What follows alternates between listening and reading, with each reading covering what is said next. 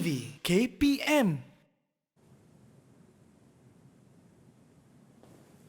Hello, sir. Ya, hello George. Sekarang kini kita ada masalah. Masalah. Masyarakat kaum Cina, mereka minta sekolah lah, sir. China minta sekolah. Ya. Kenapa mereka minta sekolah? Bukan setakat masyarakat Cina, masyarakat India juga minta sekolah. China dan India minta sekolah. Ya. Dulu kita bawa China dan India datang tanah Melayu untuk buat kerja, bukan mau belajar. Kenapa mereka mau sekolah sekarang? Itu saya pening juga, sir. Tapi saya nampak permintaan mereka tidak ada kepentingan untuk kita. Betul, George. Tiada kepentingan untuk kita sediakan pendidikan buat mereka. Dulu di Parlimen Britain, kita juga telah bincangkan. Tidak ada keperluan untuk kita bangunkan mereka dari segi pendidikan. Tapi, saya rasa ada baik kita penuhi permintaan mereka. Supaya mereka rasa terhutang budi dengan kita. Dan kita boleh terus gunakan mereka demi kepentingan revolusi industri negara Britain. Okey, kalau begitu saya akan pergi jumpa orang bawahan untuk bagi tahu sama mereka Britain bersetuju. Okey, sir. Boleh. Tapi George, bagi tahu pendidikan yang dibangunkan haruslah cukup untuk mereka tahu menulis dan membaca sahaja. Okey, sir. No problem. Saya pergi dulu, sir. Bye. Mahu sekolah. Mereka mahu sekolah.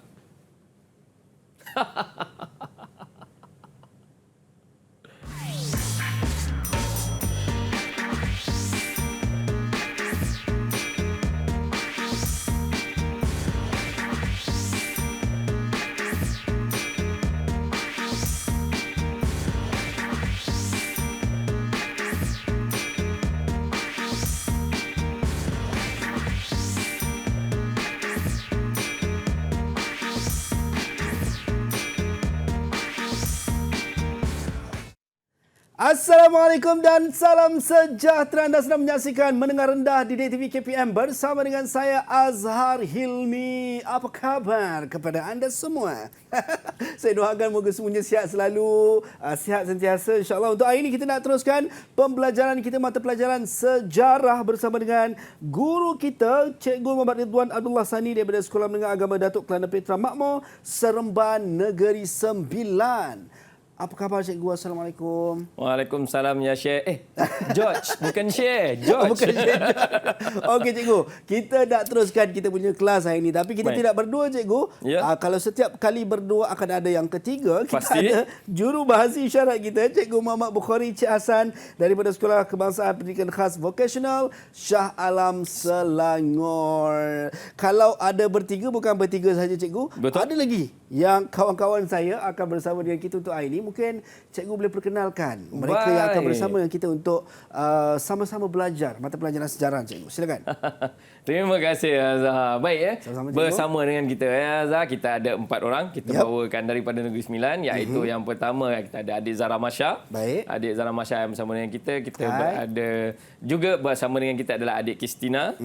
Kemudian kita ada adik Kasih dan kita ada adik Nurul Iman. Baik. Jadi 4 murid-murid yang akan bersama dengan kita. Betul. Untuk hari ini. Adakah semua dah bersedia?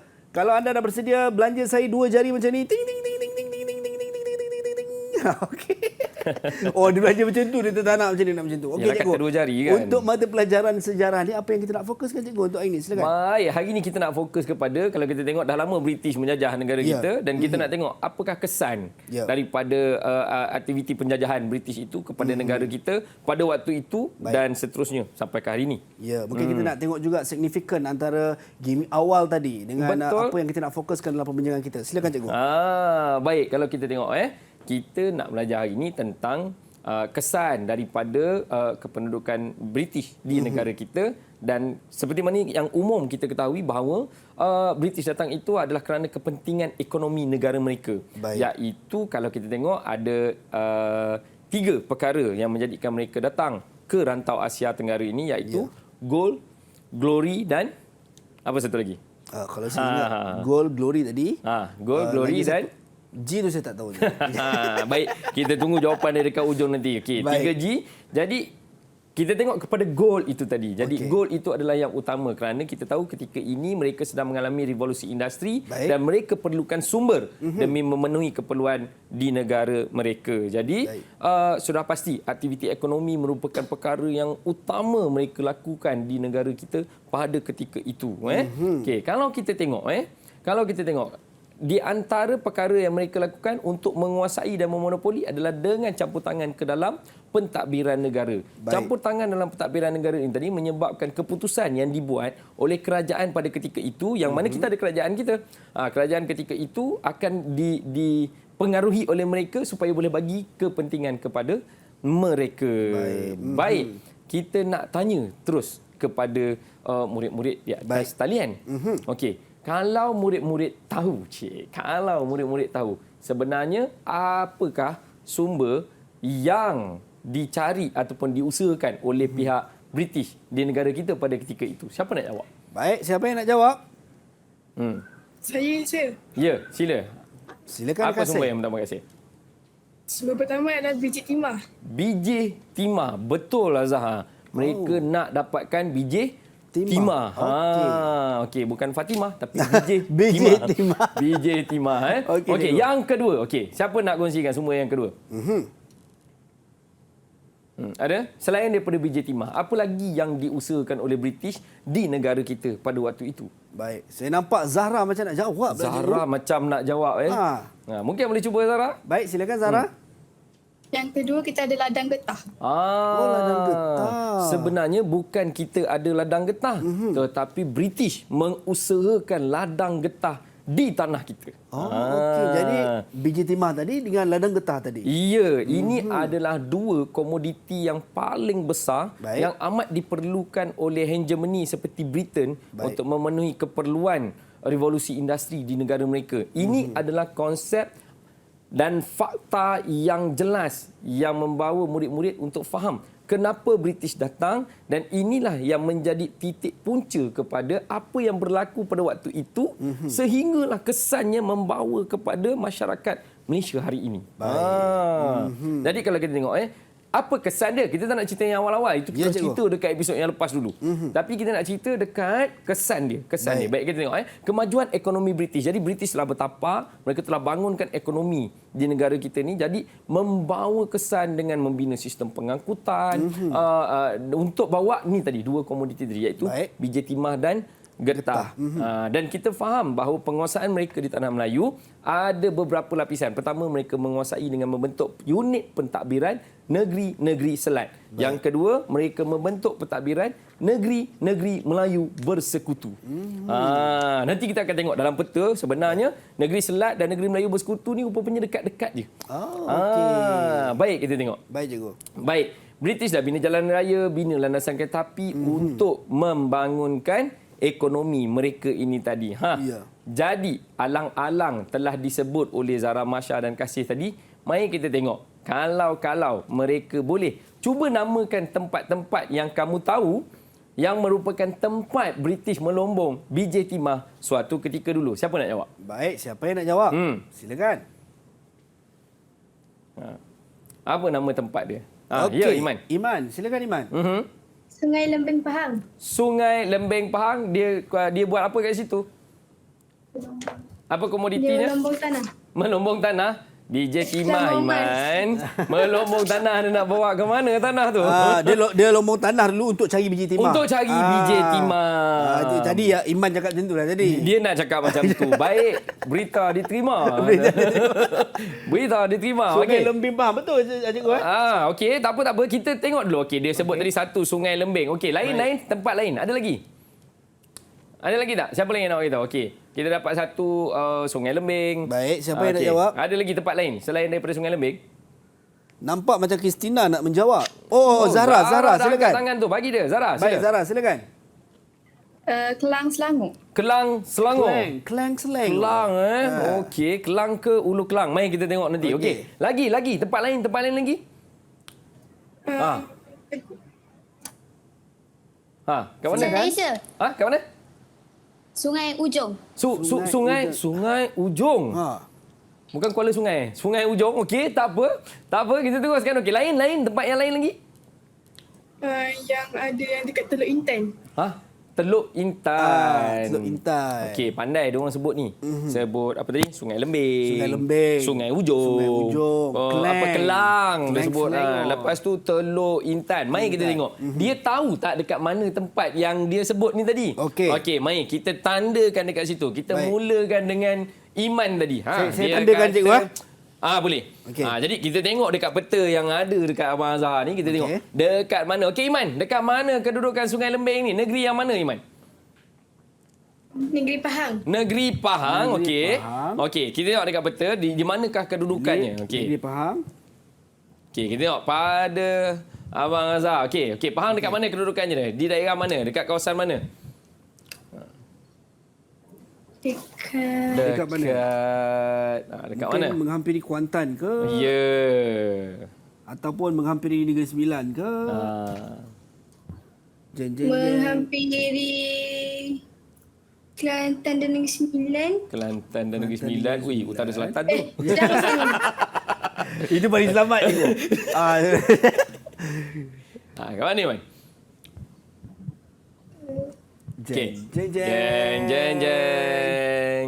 Sungai Lembing dekat dengan Kuantan, Iman. Tadi saya dah Dekat bagi dengan clue dah tadi. Kuantan. Di sini, Okey. Kita tengok area-area dekat dengan Kuantan tu. Okey. Tak Okey. apa Iman, jangan susah hati. Itulah nama dia. Belajar.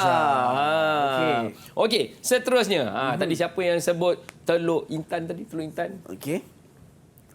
Siapa sebut Teluk Saya Intan je. tadi? Ya. Dah goyang. Jangan goyang. Okey, Teluk Intan dekat mana? Teluk Intan negeri mana? Perak. Perak. Okey, Teluk dekat Intan, mana negeri dekat peta tu Perak. kedudukan Teluk Intan? Jeng. Okey, kita tengok peta Di pada sini. Abang Azhar. Kat Ya. mana? Okey, mana negeri Perak? Yang Negeri hijau, yang Perak. kuning, yang biru. Okey, saya bagi tahu dia orang negeri Perak mana boleh Negeri ke, Perak boleh. Okey, ni negeri Perak. Ni Perak. Okey. Okey. Negeri Dekat mana Perak. Teluk Intan? Mana Teluk Intan? Kat mana Teluk Intan tu? Dekat belah kanan sikit tu. Belah kanan sikit. Belah kanan sikit sini. Betul cikgu dia kata. Betul tak Teluk Intan kat situ? Betul. Betul. Okey. Betul ke? Ada tulis Teluk Betul Intan? cikgu, Teluk Intan di sini cikgu. Nampak. Okey, nice. Okey. Tempat yang ketiga. Dia sebut mana tadi? Kelang. Zara. Kelang. Mana Zara? Kelang. Okey, dekat mana? Negeri mana? Kelang dekat negeri mana Zara? Kelang dekat Selangor. Kelang dekat Kelang. Selangor. Okey, dekat Okey. kawasan mana Kelang ni? Mana Kelang? Dekat dengan Shah Alam. Dekat dengan Syah. Dekat dengan Shah Alam. Wah, itu paling best sekali. Ini paling best. ni. Paling Okey. best. Kelang dekat dengan Shah Alam. Patut Okey. dia sebut. Betul lah cikgu. Betul tu dia. Okey, dan satu lagi tadi? Yang terakhir tadi Sungai Ujong. Ujong. Mungkin murid-murid kat rumah tak pernah dengar ni nama Sungai Ujong ni. Dekat mana Sungai Ujong ni? Negeri Istilah. mana? Negeri Negeri mana? Sembilan. Negeri Sembilan. Negeri Sembilan ada tempat Sungai Ujong Okey, dekat mana Sungai Ujong ni? Dekat dengan Kuala Pilah.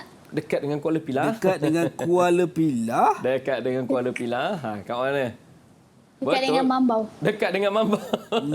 Ada tak dalam betul tu Mambau? Cuba tengok betul tu. Mambau? Mambau. Mambau dengan Kuala Pilah kalau saya tengok sini dah agak jauh juga. Jauh tu. Jadi Mambau ke Kuala Pilah? Mana satu? Kuala Pilah. Jadi dia kunci Kuala Pilah je. Dia kunci Kuala Pilah. Kunci ke? Jadi sudah. Sungai Ujong di Kuala Pilah atau Mambau? Sungai Ujong ni kat Kuala Pilah ke kat Mambau? Mana satu ni? Ke Mambau. Jadi Sungai Ujong ni hari ni kita kenali sebagai Seremban. Seremban. Jadi dia dekat dengan mana? Dia dekat dengan Mambau lah. Dekat dengan Mambau. Dia dekat dengan Mambau. Sebab Mambau dalam daerah Seremban. Oh, dulu dipanggil Sungai Ujong. Dulu dipanggil Sungai Ujong. Okey, hari ni dikenali sebagai Seremban. Okey, jangan risau. Jangan risau. Jangan takut. Krishna, abang pun baru tahu juga hari ni. So, bukan keseorangan. Jangan tak rasa keseorangan. Jangan risau. Okey. Okey, baik. Kita dah tahu 4 tempat ni, cikgu. Ya, betul. Jadi kita dah tahu ini antara 4 tempat yang disebut oleh murid-murid tadi. Kalau kita tengok dekat dalam peta daripada keempat-empat tempat yang ditandakan oleh murid tadi, kalau kita tengok ada jaringan Baik. laluan darat yang menghubungkan di antara kawasan itu. Tanpa mengambil tempat yang spesifik pun, kita tahu bahawa kawasan itu, iaitu di sekitar Negeri Pahang, okey, di sekitar Seremban, di sekitar Kuala Lumpur yang disebut Kelang itu tadi, ataupun sebenarnya lebih tepat adalah Lembah Kelang. Itu memang kawasan Lombong, Kuala Lumpur. Oh, okey. Kuala Lumpur dan membawa ke atas sampai ke Taiping, sampai ke Teluk Intan dan sebagainya. Ini semua adalah kawasan Lombong dan British membangunkan kemudahan pengangkutan di kawasan ini demi kemudahan mereka. Okey. Jadi kalau kita tengok apa kesan dia sampai hari ini, kalau kita tengok apa kesan dia sampai hari ini, kita tengok adanya jaringan jalan raya yang ada hari ini. Itu sebab lebuh raya Utara Selatan melalui Negeri Sembilan, Selangor, Perak sampai ke Pulau Pinang dan sampai ke utara melalui kawasan ini. Kerana asasnya adalah daripada pembinaan jalan raya ketika British menguasai tanah Melayu. Asal usulnya. Daripada Perlis sampai ke Johor. Ya, kerana di sini yang saya katakan tadi, di sinilah puncanya daripada kenapa mereka menguasai unit pentadbiran Negeri Selat. Tengok Negeri Selat dekat mana? Atas dia ada Pulau Pinang, tengah-tengah dia ada Melaka, bawah dia ada Singapura. Baik. Dan kawasan-kawasan ini adalah kawasan yang mengeluarkan hasil biji timah dan getah yang banyak pada ketika itu. Banyak lombong-lombong dan ladang-ladang yang dibangunkan oleh mereka. Jadi memudahkan laluan daripada kawasan lombong dan ladang dibawa ke pelabuhan untuk mereka ambil hasil ini, bawa keluar ketika itu. Tapi kesan, kita nak bercerita tentang kesannya kepada negara kita hari ini, maka jaringan lebuh raya yang paling awal ada di negara kita adalah menghubungkan negeri-negeri yang berkaitan tadi. Baik, itu dia. Wah, segodoknya saya makin teruja untuk tahu dengan lebih terperinci berkenaan dengan kesan pendudukan barat ataupun British di negara kita, cikgu. Tapi kita nak berhenti rehat seketika. Kembali selepas ini dalam Mendengar Rendah di Didik TV KPM.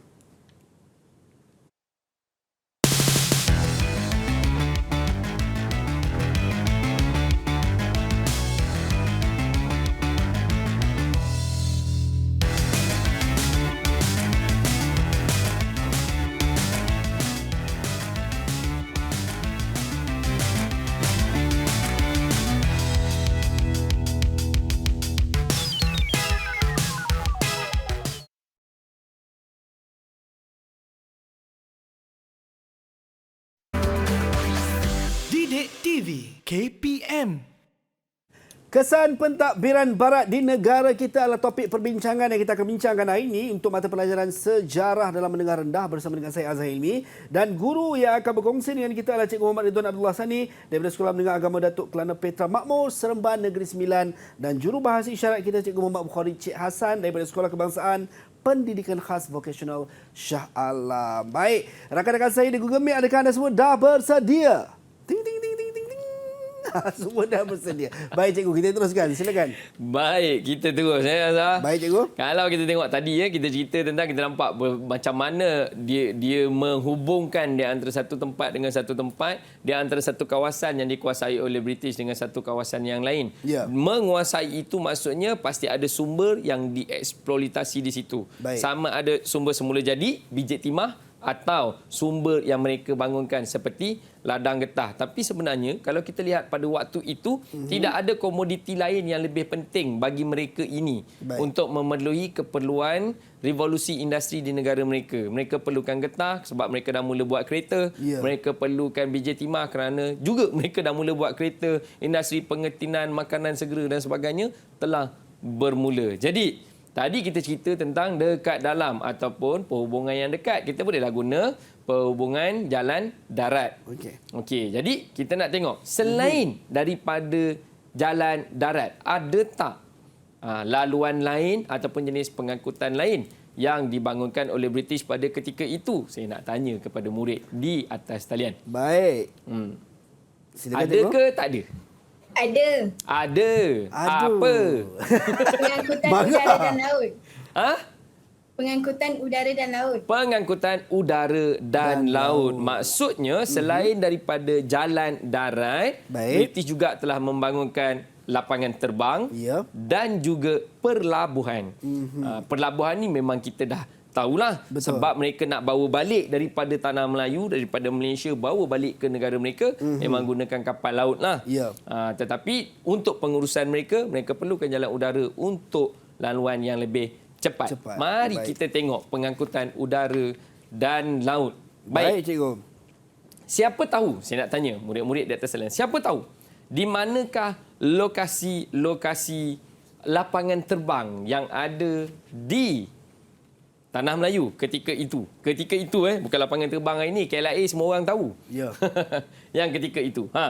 Siapa tahu di Siapa mana? nak jawab? Zahra Marsha. Zahra Masya. Ya, Zahra. Kita ada di Sarawak. Tanah Melayu saya tanya. Sudah. Sudah. Kota Kinabalu. Kota Kinabalu, Tanah Melayu. Ish. Sudah. Baik. Yang Zahra Masya sebut tadi adalah di Borneo, Sabah dan Sarawak. Baik, kita tengok Tanah Melayu dulu. Ada tak lapangan terbang? Lapangan terbang di Tanah Melayu. Di Tanah Melayu. Tadi cikgu tak cakap salah lagi. Zahra Marsha tadi. Saya tak cakap salah. Okey, baik. Jadi mungkin jawapan lain. Ada siapa yang nak jawab? Nak bantu? Kasih? Saya Iman? nampak macam Iman tu macam nak jawab cikgu. Sebab dia tengah berfikir dia tadi. Macam dia tahu. Ya, Man. Kat Pulau Pinang. Kat Pulau Pinang. Pulau Kat Pulau Pinang. Pinang ada lapangan terbang. Nama tempat? Jeng. Tak apa. Yang penting dia tahu di Pulau Pinang ada Pinang. lapangan Betul ke terbang. salah, cikgu? Betul. Betul. Baik, tahniah. Jadi sebab waktu itu ada pengangkutan domestik yang menghubungkan di antara Singapura, Kuala Lumpur dan Pulau Pinang. Kalau tengok pada slide yang di belakang saya ni, kita tengok Baik. tahun 1937, perkhidmatan penerbangan awam diperkenalkan oleh syarikat Werner Air Service. Jadi dijalankan perkhidmatan penerbangan domestik Singapura, Kuala Lumpur, Pulau Pinang. Baik. Singapura, Kuala Lumpur, Pulau Pinang. Itu perkhidmatan kapal udara. Baik.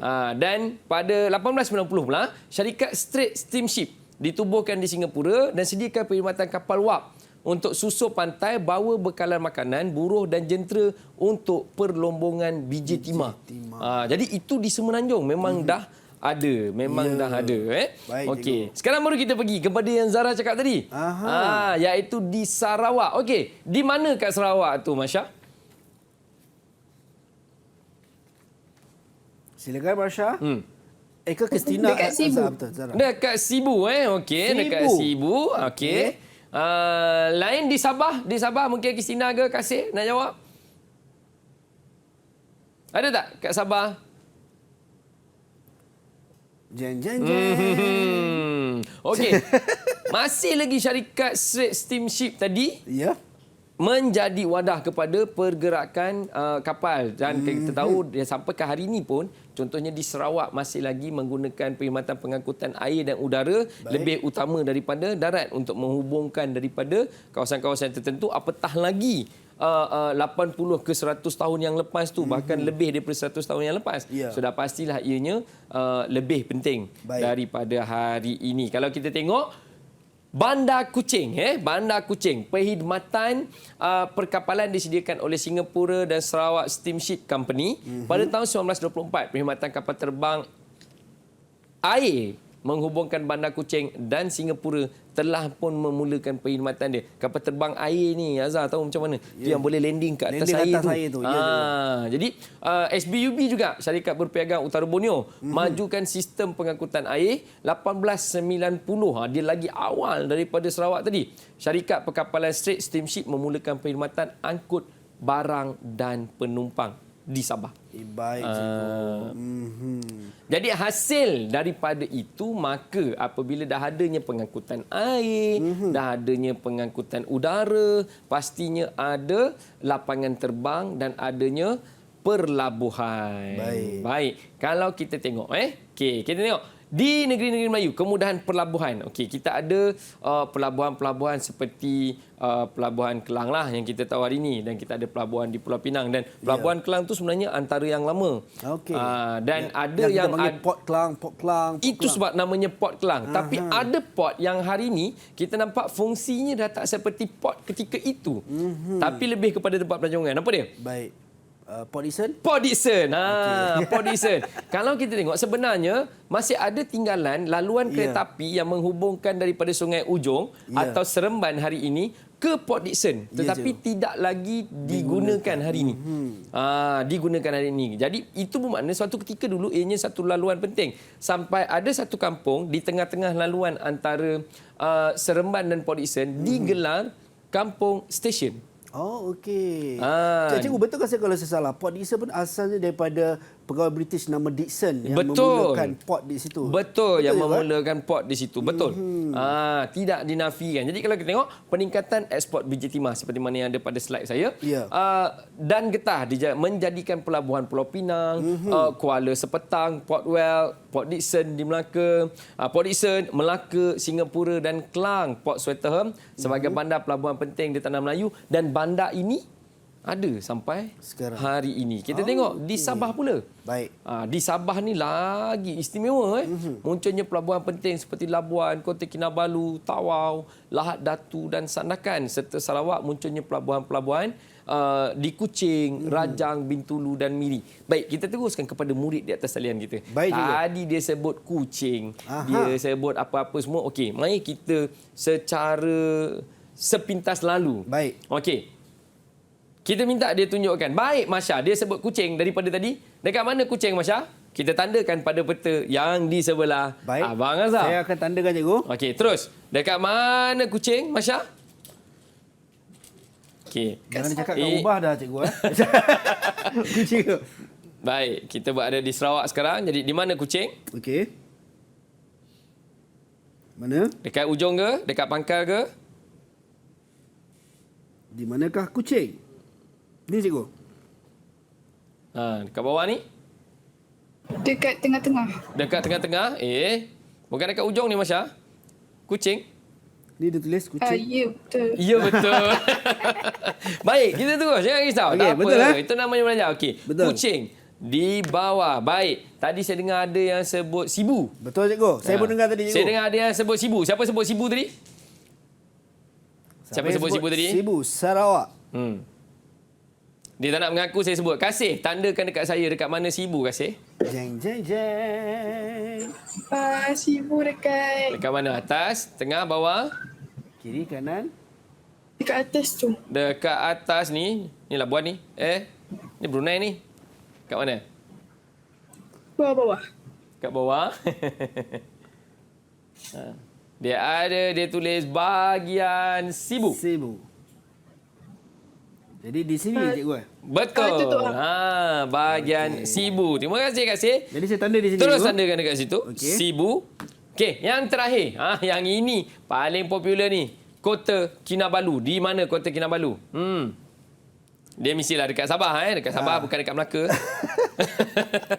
Okey, Jeng, Kota Kinabalu. jeng, Di mana jeng. Kota Kinabalu? Di manakah Kota Kinabalu? Di atas sini, di tepi sini, dekat ujung sini, dekat mana? Okey, kita nak minta Kristina. Kristina, mana Kota Kinabalu, Kristina? Dia berdekatan dengan Pantai Gayu. Pantai. Pantai. Tepi-tepi. Dia di kawasan Pantai Barat. Okey, lepas tu? Ah. Okey, di mana kedudukan dia? Yang ada bintang tu. Yang ada Bintang. bintang. Tepat. Kota Kinabalu. Kota Kinabalu. Saya tandakan di sini, cikgu. Terus tandakan, Azhar. Baik. Terima kasih. Tahniah. Yang berjaya teka dengan tepat, tahniah. Yang tak berjaya teka, kamu masih berada di landasan yang betul, berada di tempat yang betul. Cuma mungkin kabur, tak nampak tulisannya yang mana satu. Tahniah. Dan hebat, kamu masih boleh mengesan dan kenal topografi negara kamu. Baik, itu dia, cikgu. Dan kita dah tahu, saya makin terasa bahangnya untuk mata pelajaran sejarah dengan topik yang kita bincangkan adalah kesan pentadbiran barat di negara kita. Tapi kita nak berhenti rehat seketika, cikgu. Betul. Kembali selepas ini dalam Mendengar Rendah Didik TV KPM.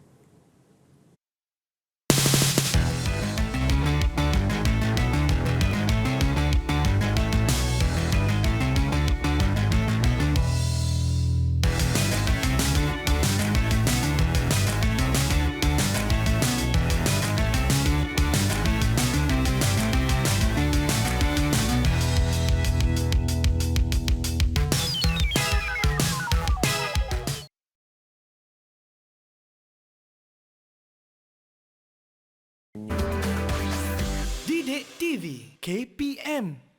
Mendengar rendah Didik TV KPM bersama dengan saya Azhar Hilmi untuk mata pelajaran sejarah. Hari ini kita akan fokuskan kepada topik perbincangan kita, kesan pentadbiran Barat di negara kita bersama dengan Cikgu Muhammad Ridwan Abdullah Sani daripada Sekolah Menengah Agama Datuk Perdana Petra Makmur Seremban Negeri Sembilan, dan jurubahasa isyarat kita Cikgu Muhammad Bukhari Cik Hassan daripada Sekolah Kebangsaan Pendidikan Khas Selangor, serta rakan-rakan saya yang ada di Google Meet pada ketika ini semuanya daripada SMA Datuk Perdana Petra Makmur Seremban Negeri Sembilan. Cikgu, kita nak teruskan Cikgu untuk sejarah ni. Kita tengah macam menelusuri, tengok balik kan, tengok movie ni.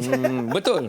Sebenarnya macam itulah sepatutnya belajar sejarah. Ya. Macam tengok movie, tengok movie. Baik, Ya. kita nak sambung. Tadi kita tengok aktiviti ekonomi, cerita asal dia. Baik, ini benda elemen yang paling penting dalam pembelajaran sejarah, iaitu kronologi. Kita undur daripada awal, bermula dengan keperluan. Baik. Keperluan revolusi industri Britain menyebabkan mereka meneroka tanah yang baru demi mendapatkan sumber. Ya. Dan mereka dapat satu lubuk, Ya. iaitu Asia Tenggara, dan mereka fokus kepada Malaysia. Dapat sumber, mereka bangunkan sesuatu tempat. Tidak ada tenaga kerja. Jadi mereka mengambil tenaga buruh dan kepakaran dari negara lain seperti China dan India, bawa datang ke tanah Melayu dan letakkan di satu tempat. Tempat yang asalnya tadi adalah dijadikan lumbung, Ya. dijadikan ladang, akhirnya menjadi faktor kepada pembentukan bandar. Kenapa? Sebab orang ramai mula tinggal di situ. Apabila British bangunkan tempat tu, mereka bawa pegawai British. Ya. Pegawai British mahukan keperluan mereka, mereka bangunkan kemudahan asas. Ada kemudahan asas, bila mereka dah letakkan buruh dan imigran daripada China dan India, maka penduduk mula ramai. Apabila tempat ada kemudahan dan ramai orang, maka penduduk setempat, orang Melayu sendiri yang dah tinggal berada di tanah Melayu, mula bermigrasi ke kawasan itu juga kerana kemudahan asas yang disediakan. Jadi kalau kita tengok, akhirnya tempat-tempat inilah yang menjadi bandar. Baik. Jadi sebelum kita mula, mari kita nak cuba tanya dengan murid-murid kat atas salian ni. Boleh tak namakan cikgu bandar-bandar lama yang kamu tahu? Maksudnya bandar ni dah lama dah. Dia bukan bandar baru macam Putrajaya. Putrajaya baru hari ni dah ada Malaysia, baru ada. Ada tak bandar yang dah ada sebelum ada Malaysia lagi? Yang mana kamu tahu? Siapa nak kongsi? Silakan, siapa yang nak jawab? Kristina, Ya, Cikgu. Kristina. Teluk Intan. Teluk Teluk Intan. Intan. Betul ke, Ya Cikgu? ke? Teluk Intan. Memang nama dia Teluk Intan? Nama asalnya dulu Tenuk Asnun. Teluk Asnut. Teluk Ansun. Teluk Ansun. Teluk Ansun. Jadi Teluk Ansun, nama asal dia hari ini dikenali dengan Teluk Intan. Okey, bagus. Tapi dengar kata ada juga yang memang sebut Teluk Asnun, bukanlah. Ada sebut baru lagi tadi. Teluk Ansun ni. Pak. Teluk Ansun. Okey. Ada tak yang lain? Okey, terima kasih Kristina. Ada tak yang lain? Ada. Ada Okey, pelahannya. silakan. Okey. Bandar Jesselton. Bandar Jesselton. Banyak minum Jesselton. isotonik ni. Jesselton. Okey, Jesselton. Okey, Jesselton ni ada lagi tak hari ni? Ada. Tapi bukan dikenali nama, sebagai? Bandar Kota Kinabalu. Bandar Kota Kinabalu. Asalnya asal adalah Jesselton. Jesselton. Okey, lain? Saya rasa Sungai Ujong. Sungai Sungai Ujong. Ujong. Sungai Ujong tadi. Ada lagi tak hari ni Sungai Ujong ni? Ada bertukar kepada nama Seremban. Ada ke tak? Seremban. Ada. Ada lah. Okey, nama dia hari ni? Seremban. Seremban. Okey, Seremban. satu lagi. Ada 4 Okey. orang. Kita lengkapkan semua. Okey, ada satu lagi tak? Boleh bagi satu contoh lagi? Silakan. Siapa belum? Masya. Sungai Lembing. Sungai Lembing. Lembing. Okey. Ada lagi tak Sungai Lembing ni hari ni? Ada. Ada. Macam mana keadaan dia? Membangun ke? Membesar ke? Hebat ke? Lengkap ke? Dah ditinggalkan. Dah ditinggalkan. Betul. Tapi masih wujud sampai sekarang. Tapi masih wujud sampai hari Baik. ni. Baik. Okey, baik. Betul ya Azhar. Kalau Ya, kita tengok okey, murid-murid di rumah bagi perhatian tentang perkara-perkara ini. Kesan sosial yang diakibatkan daripada aktiviti ekonomi ketika hegemoni British suatu ketika dahulu Ya. menyebabkan negara kita hari ini meraihkan kepelbagaian kaum Ya. yang membentuk masyarakat negara kita yang sangat unik. Yang sangat unik. Okey, kepesatan ekonomi akibat daripada kegiatan ketika British itu menyebabkan kesan sosial yang kita ada, antaranya adalah perkembangan bandar dan pendidikan di negara kita. Baik. Kalau kita tengok perkembangan bandar di negeri-negeri Melayu ni, kita tengok di Semenanjung dulu. Di Semenanjung tengok perkembangan sistem pengangkutan menjadikan perhubungan beberapa buah bandar dengan kawasan yang lain. Jadi perkembangan dia, kemudian bandar-bandar ini dihubungkan dengan rangkaian landasan kereta api dan jalan raya yang dibina oleh British. Bila dia dah ada bandar, dia mula menghubungkan bandar, maka kawasan bandar tadi akan dibangunkan dengan kemudahan asas dan sudah pasti akan wujud perdagangan-perdagangan dan aktiviti ekonomi selain yang asas tadi. Yang asas tadi hanyalah pelombongan dengan ladang tadi. Ya. Tapi bila dah ramai orang, maka ianya jadi berbagai-bagai aktiviti. Mungkin kalau waktu tu dah ada 7-Eleven, 7-Eleven buka kat situ. Dia akan ada banyak lah kedai runcit lah. Kedai apalah. runcit, macam-macam lah main Ya, game tu cikgu. kan. Kita tak tahu kan. Ya. Okey. Jadi kalau kita jadi contoh bandar-bandar yang ada. Tadi ada murid-murid Dr. Salih yang sebutkan contoh-contohnya seperti Seremban, kalau kita tengok Taipei, Ipoh. Itu adalah bandar-bandar yang ada. Dan Kuala Lumpur yang akhirnya hari ini menjadi ibu negara kepada negara kita. Okey, jadi secara tak langsung ianya membawa kepada perubahan dalam demografi masyarakat di negara kita. Ini untuk kes negeri-negeri Melayu. Baik. Bagaimana pula dengan Sabah dan Sarawak? Ya. Kita tengok di Sarawak. Di Sarawak pada awalnya 1841 ibu negeri Sarawak okey, menjadi ibu negeri Sarawak, penduduk orang Melayu dan Cina pertengahan abad ke-19. Banyak rangkaian jalan raya dan bangunan kerajaan bina. Nampak? Asalnya dia hanya kawasan penduduk macam tu je. Ya. Dia bangunkan jalan raya. Kemudian baru munculnya bandar-bandar baru. 1862, Bandar Sibu mula muncul. Tahun 1900, ramai orang Cina pindah ke Sibu dan jalankan aktiviti perdagangan. Okey. Kemudian Bandar Miri mula muncul pada abad ke-20 disebabkan oleh penemuan petroleum dan sebagainya. Sebab Miri orang panggil apa? Bandar minyak. Ya. Bandar minyak. Okey, itu di Sarawak. Kalau di Sabah kita tengok nama asal, dia bukan Jesselton macam yang disebut oleh Iman tadi. Dia bukan Jesselton, tapi dia adalah Jessel Town. Oh, okey. Jessel Town. Sempena nama Charles Jessel. Pembinaan bandar, kemudian namanya ditukar kepada Kota Kinabalu. Dia asalnya dia ada dekat situ, dia panggil api-api. Hari ni api-api tu masih ada, dia panggil api-api center. Ya. Kawasan tu masih ada. Itu adalah kawasan penempatan awal dia. Kemudian bandar di Sabah mula muncul satu persatu, munculnya di Kudat, di Tawau. Jadi dan kita tahu di Sabah ni tadi memang perladangan getah sangat pesat dekat sana. Ada banyak, sampai hari ini pun masih ada lagi banyak. Ada ladang warisan, ada macam-macam di sana.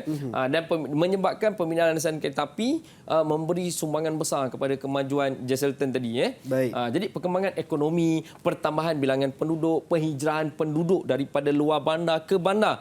Yang asalnya kawasan itu bukan bandar, tapi disebabkan aktiviti ekonomi ini, dia jadi bandar. Baik. Maka berlakulah pembandaran yang diakibatkan oleh aktiviti ekonomi. Asas dia tadi adalah perlombongan dan perladangan, membawa imigran masuk, kemudian membentuk masyarakat yang majmuk. Ya. Baik. Satu laluan yang cikgu nak murid-murid di rumah dan juga atas talian faham. Okey, cikgu tanya balik ni. Kawasan itu ada sumber. Baik. Atau ada tanah. British berminat. Apabila British berminat, British membangunkan. Bila British membangunkan, British memerlukan tenaga kerja. Ambil imigran dari China dan India, bawa duduk di situ dan bangunkan kemudahan. Ya. Bila bangunkan kemudahan, tempat ini jadi tumpuan. Apabila ada beberapa tempat yang dibangunkan ini atau akhirnya dipanggil bandar, maka perhubungan dibangunkan antara bandar dengan bandar. Bandar yang lain. Dekat kita gunakan pengangkutan darat, jauh kita gunakan udara dan air mengikut bentuk topografi yang sesuai. Baik. Keadaan ini menyebabkan kawasan tumpuan ini didiami oleh berbagai kaum. Ada daripada British, ada imigran Cina, imigran India dan semestinya orang tempatan sendiri, orang Melayu yang berada di situ akhirnya Ya.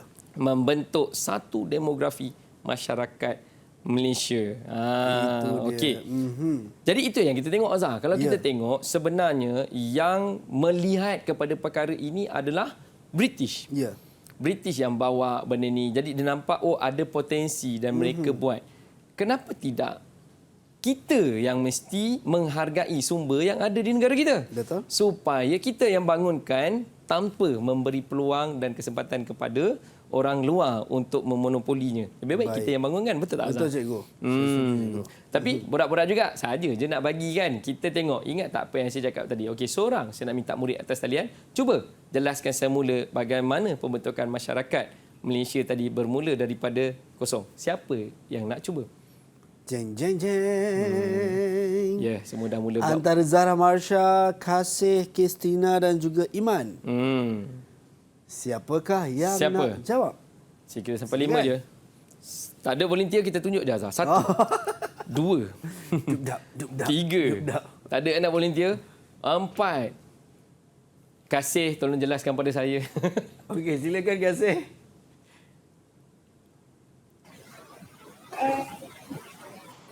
Orang India, sir. Orang India. Okey. Tempat orang India yang bersebelum ini ramai di kawasan peladangan tetapi kini telah menjadi penduduk di kawasan pekan dan bandar. Okey, contoh? Contoh dia peladangan, pengangkutan, Contoh ladang? ladang Contoh bandar? bandar, Apa ni? Contoh bandar? bandar. Mana tu? Yang asalnya dia cuma ladang je, hari ni dah jadi bandar dah.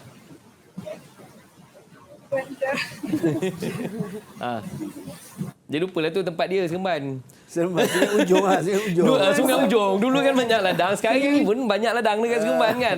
Nampak? Kena peka dengan sekeliling. Ini yang saya kata tadi. Kita mesti sedar dengan kita punya sumber yang ada dan kita yang bangunkan. Supaya ianya tidak dieksploitasi oleh orang luar. Ada lagi? Okay, ada siapa yang nak cuba selain daripada Kasih? Ada?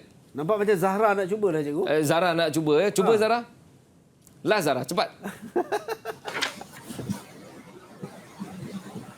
Perkembangan sistem pengangkutan menjadi penghubung kepada beberapa buah bandar dan kawasan lain. Bandar-bandar ini dihubungkan antara satu sama lain dengan rangkaian landasan kereta api dan jalan raya yang dibina oleh British. Okey. Tak penuh tapi kita terima. Semuanya ada di dalam rantaian itu tadi. Bermula dengan tempat kosong, dibangunkan, diletak penduduk, dibawa imigran, wujud bandar, wujud pertempatan, wujud bandar, ada bandar, dihubungkan dengan pengangkutan darat dan akhirnya membentuk masyarakat Malaysia hari ini. Itu dia. Dan kita dah pun dapat ketahui dan belajar berkenaan dengan bagaimana pembentukan masyarakat, cikgu. Betul. Berbilang kaum di negara kita. Dan kita nak berhenti rehat seketika. Boleh. Anda semua jangan ke mana-mana, kembali selepas ini dalam Mendengar Rendah Didik TV KPM.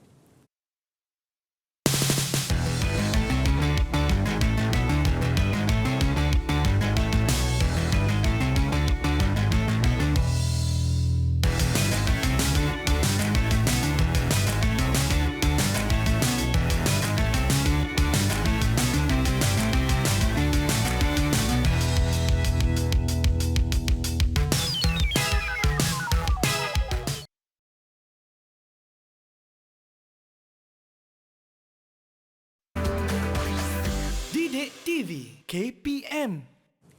Membumikan sejarah dalam kehidupan adalah demi mencipta sejarah baru. Anda bersama dengan saya Azhar Hilmi. Untuk hari ini kita dalam Mendengar Rendah mata pelajaran sejarah. Kita nak bincang tentang kesan pentadbiran Barat di negara kita bersama dengan guru kita Cikgu Muhammad Ridwan Abdullah Sani, Sekolah Menengah Agama Datuk Kelana Petra Makmur, Seremban Negeri Sembilan, dan jurubahasa isyarat kita Cikgu Muhammad Bukhari Cik Hassan, Sekolah Kebangsaan Pendidikan Khas Shah Alam Selangor, dan juga rakan-rakan daripada Sekolah Menengah Agama Datuk Kelana Petra Makmur, Seremban Negeri Sembilan. Baik cikgu, kita nak teruskan cikgu. kesan kita kata pentadbiran barat di negara kita, cikgu. Silakan. Baik, kesan pentadbiran barat kepada negara kita. Jadi kalau kita dah tengok tadi, ini yang nak kaitkan dengan kita punya gimmick dekat awal-awal tadi. Ya, cikgu. Apa yang George bagi tahu tadi, minta nak buat sekolah. Ya, cikgu. Ya, minta nak buat sekolah. Jadi sebenarnya pendidikan yang ada di negara kita hari ini boleh dikatakan secara menyeluruh ianya adalah bermula dengan penguasaan British di negara kita. Baik. Jadi bila dia datang, bila mereka datang, perkara yang pertama mereka membawa pegawai-pegawai mereka datang duduk di sini. Jadi dah pasti mereka ada anak isteri dan sebagainya. Yeah. Jadi masyarakat mereka perlukan pendidikan. Mereka bina pendidikan untuk mereka dan demi memenangi hati golongan pemerintah di negara kita, dia bangunkan institusi pendidikan untuk golongan-golongan bangsawan di negara kita ketika itu. Kemudian mereka bawa pula imigran Cina, India dan sebagainya, dan imigran Cina dan India ni juga akhirnya bila mereka dah beranak pinak dekat sini, mereka juga menuntut untuk dapatkan pendidikan demi anak-anak mereka. Okey. Jadi untuk itu British mula menyediakan, bukan menyediakan sebenarnya, memberi ruang. Boleh nak buat sekolah, boleh buatlah untuk tahu tulis dan baca, kerana nanti kalau tak tahu tulis dengan baca, susah juga dia nak suruh buat kerja kan. Ya. Jadi dia pun bagi. Jadi untuk itu bermulalah era perkembangan pendidikan di negara kita dengan daripada mula British membawa sistem pendidikan sekular. Mereka itulah tadi, ajar tahu tulis dan baca. Biar kamu pandai matematik, kamu boleh pandai bercakap bahasa Inggeris. Tujuan dia tadi nak suruh boleh cakap bahasa Inggeris supaya senang nak berkomunikasi dengan mereka. Okey, kemudian masyarakat berbilang kaum dan dasar British. Kurang penekanan kepada sistem pendidikan. Tapi munculnya sistem pendidikan vernakular di tanah Melayu. Vernakular tadi mereka bawa, iaitu pendidikan yang berasing-asing. Bila dah mula ada satu sekolah, maka akan ada kelompok yang tanya, kenapa dia boleh pergi sekolah? Aku tak boleh pergi sekolah. Oh, tak boleh masuk sekolah sana. Tak apa, aku buat sekolah sendiri. Macam tu kan. Yeah. Okey, jadi British tiada dasar. Mereka waktu tu tak ada satu tujuan. Dan kalau kita tengok, kalau di belah Sabah, Sarawak dan sebenarnya di Semenanjung pun ada. Kumpulan-kumpulan mubalih juga datang dengan membawa agenda pendidikan tadi. Yeah. Jadi mereka pun bangunkan sekolah yang dikenali sebagai sekolah misioneri. Juga bercorakkan vernakular kerana arah tuju pendidikan itu adalah kepada kepentingan mereka. Baik. Dekat sini, G yang ketiga tadi. Goal, Gospel dan Glory. Okay. Gospel duduk di bahagian pendidikan. Okey. Kita nak tanya kepada murid-murid yang berada di atas talian. Baik. Boleh tak bagi contoh-contoh sekolah yang pernah ada waktu itu dulu? Ada tak sekolah-sekolah lama yang kamu tahu, yang zaman-zaman nenek moyang kamu punya sekolah kan? Mungkin yang murid-murid yang dekat rumah pun. Okey, silakan. Cuba. Anglo Chinese School. Anglo Chinese School. Macam pernah dengar ni. Kat mana sekolah ni? Dekat Jeng. Tak apa. Okey, next. Ada sekolah yang lain lagi. Okey. Baik. Anglo Chinese School. Okey, it's good. Yang kedua pula sir. Yang ke-12? Yang kedua, Sekolah Tamil Vivekananda. Vivekananda. Okey, Sekolah Tamil Vivekananda. Okey, ada lagi sekolah lain? Ada sir. Ada. Silakan. Sekolah Abang Kasim Kampung Jawa. Sekolah Abang Kasim Kampung Jawa. Kasih betul ke kasih? Oh, bukan. Okey, lain. Dia tak sebut lagi sekolah yang popular ni. Okey, ada tak nama sekolah lain lagi? Zara Marsha. Silakan. Penang Free School. Penang Free School. Okey, ini antara sekolah Inggeris terawal yang diwujudkan oleh Inggeris di tanah Melayu. Dan macam saya kata tadi, demi memenangi hati golongan bangsawan, British juga membangunkan sekolah untuk golongan bangsawan ini tadi, iaitu Kolej Melayu Kuala Kangsar, MCKK. Masih ada sehingga hari ini. Baik. Tetapi kalau kita tengok pada slide, kita tengok sekolah vernakular Melayu. British tidak berminat majukan pendidikan orang Melayu. Tujuan untuk jadikan orang Melayu punya pengetahuan asas baca, tulis, kira. Itu saja, 3M. Baik. Itu sahaja. Sekolah vernakular Tamil juga ada. 1912, British kenalkan ordinan buruh, wajibkan majikan ladang dirikan sekolah Tamil. Dia suruh yang buka ladang ni buat sekolah untuk orang India yang mendiami ladang tersebut. Baik. Sekolah Vernakular Cina, masyarakat Cina buka sekolah di bandar atau di tempat tinggal. Berorientasikan kurikulum sekolah dari Cina. Ini yang kata tadi, dia tidak ada dasar yang jelas. Ya? Dan sekolah Inggeris, kita ada sekolah Penang Free School, kita ada Melaka Free School. Kalau kita tengok Penang Free School, Melaka Free School, sebenarnya ni duduk dekat mana ni? Ini adalah tempat-tempat yang di bawah pentadbiran negeri-negeri Selat di Melaka, di Pulau Pinang. Jadi memang ini adalah boleh dikatakan waktu itu tanah ini milik British. Jadi dibangun dan ini diberi keutamaan kepada warga British, warga England yang ada duduk di situ. Alright, kita tengok seterusnya. Ya, cikgu. Pendidikan di negeri Melayu. Okey. Kemudian kita ada Kolej Melayu Kuala Kangsar yang kita sebut tadi ditubuhkan untuk tarik minat anak-anak raja dan anak bangsawan Melayu belajar. Ya. Jadi matlamat British adalah untuk lahirkan pentadbir Melayu berpendidikan Inggeris. Lulusan kolej akan menjawat jawatan dalam pentadbiran British, memudahkan kerja dia, tak perlu nak pindahkan orang British ke tanah Melayu. Okey, British dirikan maktab perguruan, latih bakal guru sebelum dihantar mengajar di Sekolah Vernakular Melayu dan aliran Inggeris. Baik. Dan akhirnya dibangunkan juga 1922 Maktab Perguruan Sultan Idris. Jadi ini adalah revolusi kepada pendidikan yang mana kalau kita tengok macam tadi yang Kristina sebut tadi, Anglo-Chinese School, ini adalah ACS di Seremban. Baik. Ianya adalah sekolah misioneri yang dibangunkan untuk masyarakat Cina. Baik. Yang mendiami Sungai Ujong pada ketika itu. Baik. Itu kalau kita tengok setakat ni kita membincangkan di negeri Melayu, cikgu. Ya, ya. Okey, kalau kita tengok di Sarawak. Okey. Okey. Kita ada di Sarawak. Tadi apa tadi? Abang Kasim. Itu adalah sekolah di Sarawak. 20 Baik. sekolah didirikan. Tapi kalau tak di Borneo ni kebanyakan ni sekolah di peringkat awal itu adalah sekolah-sekolah mercenary. Okey, Saint Mary, kita tengok sekolah Saint Teresa di Kuching. Ya. Kita ada Madrasah Melayu. Tu yang sekolah pertama. Sekolah Melayu pertama, Sekolah Abang Kasim, Kampung Jawa Kuching, didirikan pada 1833 dan kita tengok menjelang 1870-an, sekolah Cina ditubuhkan di bawah oleh orang Cina. Baik. Di Sabah pula sama keadaannya macam di Sarawak. Kebanyakan daripada sekolah merupakan sekolah mercenary yang dibangunkan oleh mubalik Kristian. Kita ada St. Mary, sekolah lelaki St. Michael, kemudian SBUB buka sekolah Melayu di Papar dan Kota Belud. Okey. Baik, cikgu. Maksudnya kita nak dapat lihat bagaimana pendidikan dari sudut pendidikan memberi kesan kepada pentadbiran ataupun pendudukan mereka di negara kita, cikgu. Okey, dan kalau kita tengok, cikgu, sebenarnya kita dah hampir sampai ke penghujung rancangan kita untuk mendengar rendah Didik TV KPM. Kita dah belajar berkenaan dengan sejarah Tingkatan 3 dan kesan pentadbiran barat di negara kita. Mungkin sebagai kesimpulannya, cikgu, terhadap apa yang kita nak fokuskan ataupun kita bincangkan pada hari ini, cikgu. Sebagai kesimpulan, memang kedatangan barat itu tadi kita pandang sebagai penjajahan. Ya. Tetapi kita mesti melihat apakah kebaikan yang ada di sebalik malapetaka yang berlaku. Ya. Jadi kedatangan barat menyebabkan atas dasar 3 tadi, gold, glory dan gospel. Kita ambil gospel tadi menyebabkan kita dapat nikmat pendidikan. Mereka mula bangunkan sekolah dan sebagainya. Gold kerana mereka nak dapatkan hasil, mereka mula bangunkan infrastruktur, jalan raya, jalan kereta api, bahkan lapangan terbang dan juga pelabuhan dibangunkan oleh British yang menjadi asas kepada lapangan terbang, lebuh raya, landasan kereta api yang ada di negara kita hari ini.